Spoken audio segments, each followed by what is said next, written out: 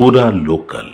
వాళ్ళు తెలంగాణ రాష్ట్రం తెచ్చుకున్నదే పీజీలు పిహెచ్డీలు చేసి ఈ రాష్ట్రంలో డాక్టర్లు లాయర్లు ఇంజనీర్లు ఐఏఎస్లు ఐపీఎస్లై తెలంగాణ పునర్నిర్మాణంలో భాగస్వాములు కావాలి అని. కానీ చంద్రశేఖరరావు ఏమన్నాడయా?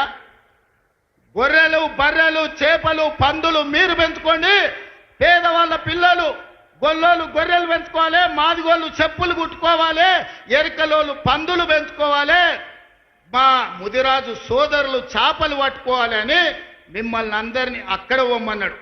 ఆయన కొడుకు మాత్రం రాజ్యాలు ఏలుతారంట. ఇదే నా న్యాయం అని నేను అడుగుతున్నా చంద్రశేఖరరావు నీ వేదిక మీద నుంచి.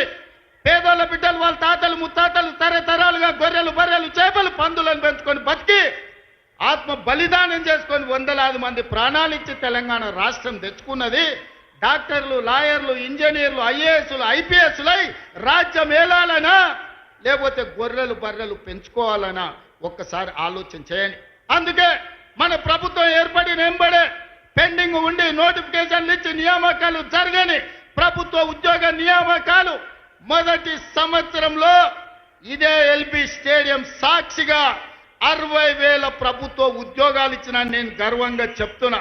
ఇవాళ నేను సవాలు విసురుతున్న కిషన్ రెడ్డికి, కేటీఆర్ కు, కేసీఆర్ కు, నరేంద్ర మోడీకి మొదటి సంవత్సరంలో మా ప్రభుత్వ ఉద్యోగాలలో 60,000 నియామకాలు చేపట్టింది.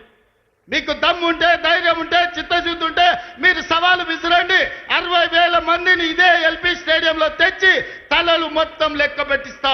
ఒక్కటి తగ్గినా మీ కాళ్ళ ముందు క్షమాపణ చెప్పి నేను బయటకు వెళ్తా.